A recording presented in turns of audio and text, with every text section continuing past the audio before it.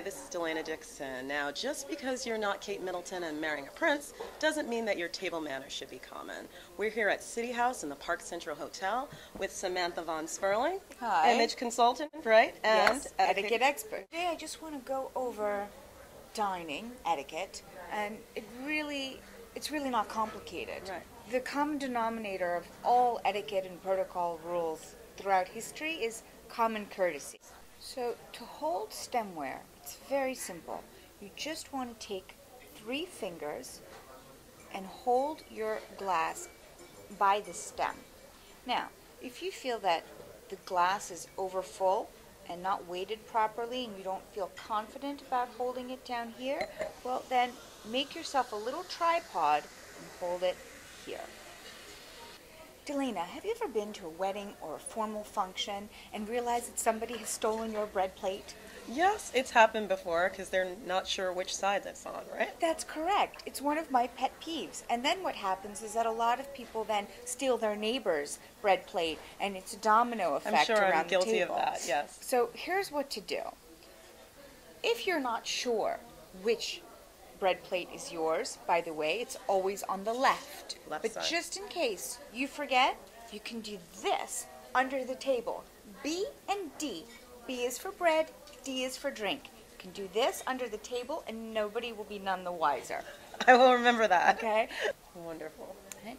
So when sharing bread, bread sticks like these can be eaten with 2 fingers, because anytime we eat anything with our hands, it's a 2-finger rule.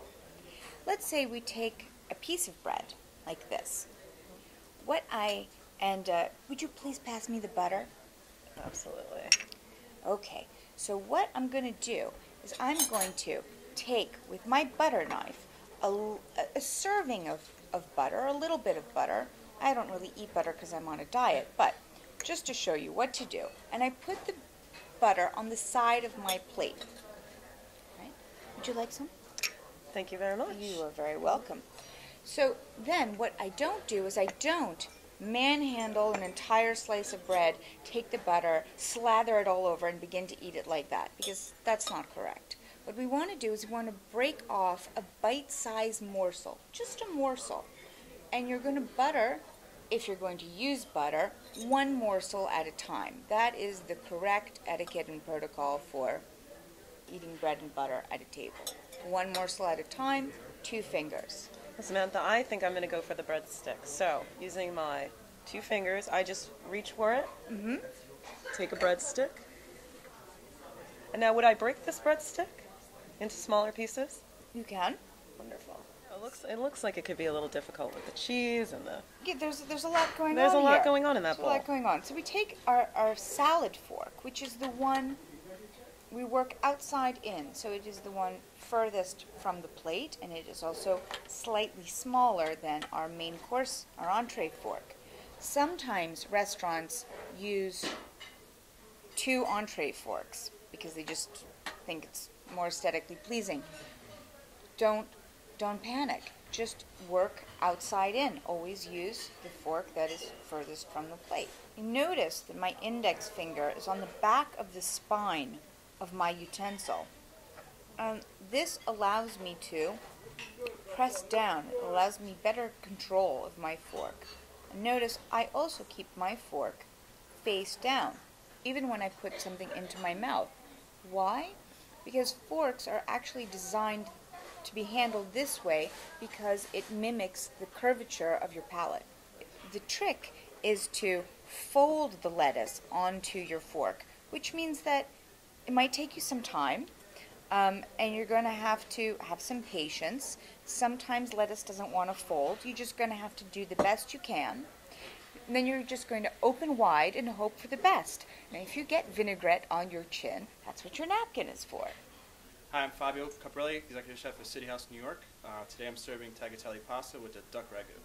And I know that many of you are nervous about ordering pasta at a business lunch because you're afraid about the mess and the twirling. Do I twirl? Do I not twirl? Do I use a knife? Do I use a spoon? How do I do this?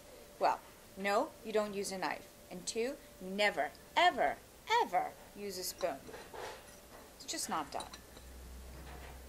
It's sort of like the fork switch. It's a weird custom that only exists in this country, and it's incorrect. So, I've twirled the best I can. You're always going to have a little something dangling. It's just the way it is. So you're just going to have to open wide and do the best you can. Samantha, this is definitely one of my favorite parts of the meal, steak and wine. Steak and wine, my favorite too. Pouring here a 2009 Russian River Valley Pinot Noir. Oh, beautiful. So you notice that the server just brought me a small pour.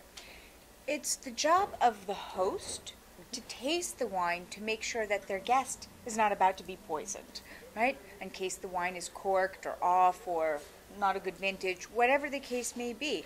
And once again, this is a very, very old custom. This goes back to royalty and palaces. Somebody used to taste the wine to make sure the king wasn't poisoned. This is where the tradition comes from. So if you're on a date and the server pours your date some wine in his glass first, it's not that he's not serving the lady first. It's because it's your date's job to make sure that it's not toxic. Well, that's kind of gentlemanly. Exactly. It's all about So chivalry. feel free to test it and make sure that I'm not getting poisoned. Okay, if I must. Now, I never cut multiple pieces of food and then start eating. That's a no-no. You cut one morsel at a time. If I get up to go and powder my nose, notice I cross the tip of my knife and my fork over it like this, in a cross position. This is the universal symbol for pause. It is the pause position in fine dining. This means that if I go to powder my nose in the ladies' room and I come back, my plate will still be here. If I'm done with my meal, then I would put the tips of my utensils at about 10 and 11 o'clock on the plate, this in parallel position. That signifies that you are done with that course.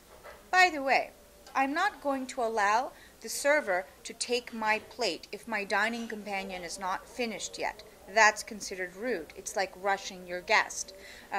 So just a few tips. Now, once again, you're going to have your cell phone turned off during your dining experience. I know you will, especially after I've just told you. At least have it on vibrate. If you absolutely must take a call, take it outside the restaurant. We don't need to hear your conversation, and your attention should be focused on your dining companion. If you need to get up to leave the table to powder your nose or to take an important call, notice I fold my napkin into some semblance of order, and I place it not on my seat so all the vinaigrette and oil that was from my lips and my lipstick gets on the nice upholstery of the restaurant, but I fold it into some sort of semblance of order, and I place it on the left side of my place setting. So I just want to say thank you for teaching us how to be a class act while we're dining. Oh, it was my pleasure. Cheers to you. Cheers.